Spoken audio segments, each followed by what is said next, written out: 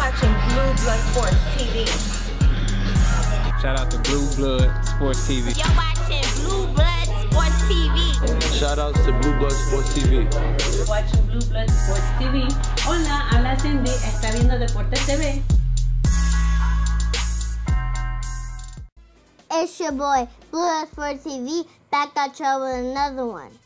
What's good, YouTube? So, Andy Ruiz, former unified Mexican heavyweight world champion, created history June 1st at Madison Square Garden when he defeated then undefeated former British lineal heavyweight unified heavyweight champion Anthony Joshua in the upset victory, one of the biggest upset in the sport of boxing history.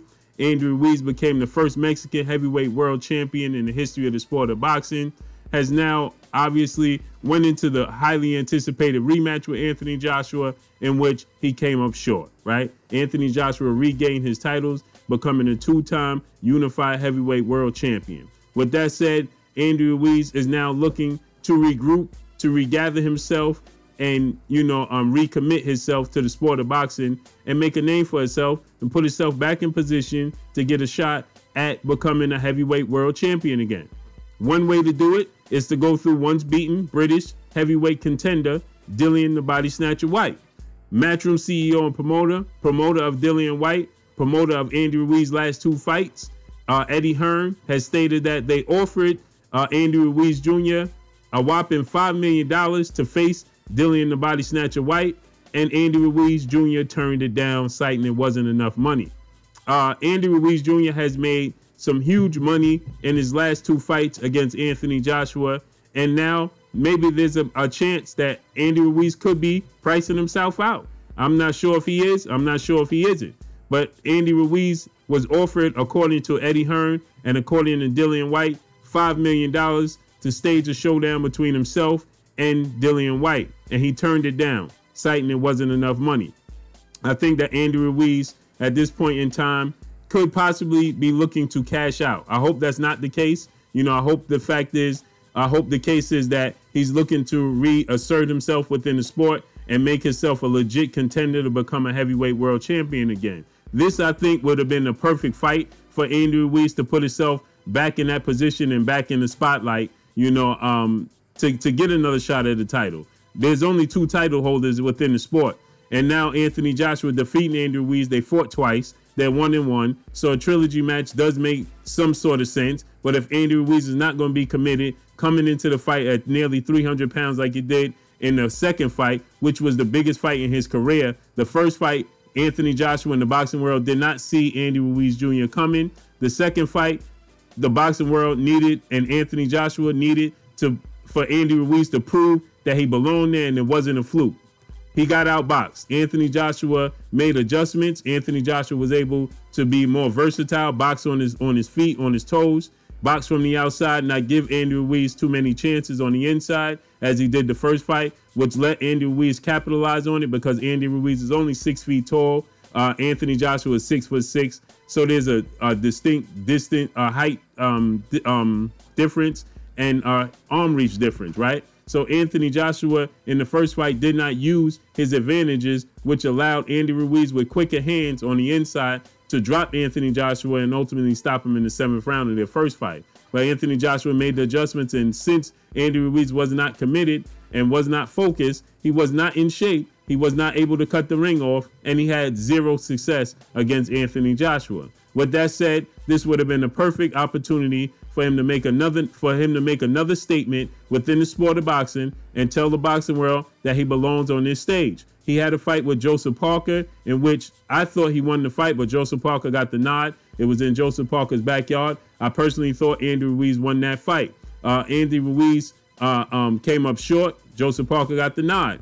He got the victory over Anthony Joshua. He lost the second fight. This would have been a perfect opportunity for him to make a name for himself, and $5 million is nothing to sneeze at. So this would have been the perfect situation for him. Andy Ruiz also fired his longtime trainer, Manny Robles, who stated that Andy Ruiz is uncoachable. Andy Ruiz is not locked in. He's not focused, and he's not committed to the sport.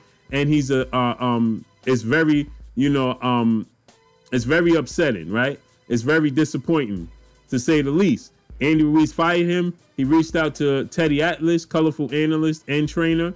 Teddy Atlas said he don't believe Andy Ruiz is focused and committed and serious about making a true statement and coming back, because he said that he asked Andy Ruiz to come stay with him for about 2 weeks to a month and see, you know, if they have chemistry and see if they could agree, you know, on what direction they feel like he should go in. And Andy Ruiz never reached back out to him, never responded, just ignored him from there on out. So to ask for more money seems like Andy Ruiz is living a lifestyle right now, and he possibly could be looking to cash out at this point in time. He created history. He has one of the historic upsets, one of the biggest historic upsets in the history of the sport of boxing. And I feel like Andy Ruiz Jr. could be content and could be getting complacent, you know, and is just comfortable with where he's at and just wants to make some more money, secure his future financially, and then step away from the sport.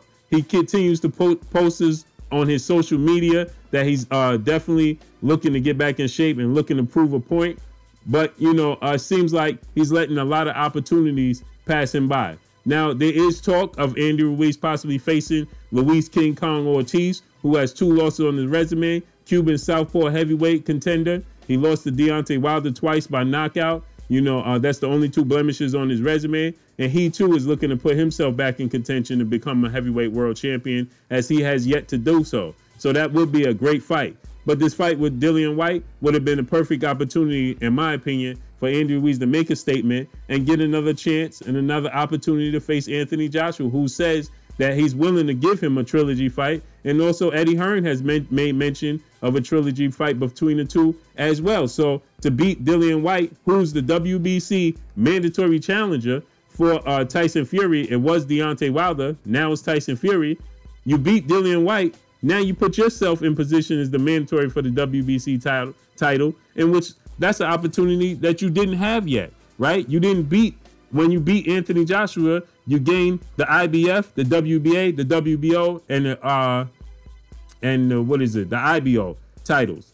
You didn't hold the WBC. So this gives you an opportunity to hold the WBC. And we know the WBC is a predominantly Mexican-based sanction body. So it favors him, right? So that would have been a perfect opportunity. And it seems like he's not truly focused on what direction he wants to take his career. And it's seeming to be all talk. But obviously, dealing with what we're dealing with all sports being on hold, we still have to wait and see. So let's see how this all plays out. But that's all I got for y'all. Y'all already know what it is. It's your boy Blue, Blue Blood Sports TV. Hate, like, comment, and subscribe. You haven't subscribed? Hit the subscribe button, hit the like button, hit the bell icon to get all the new notifications.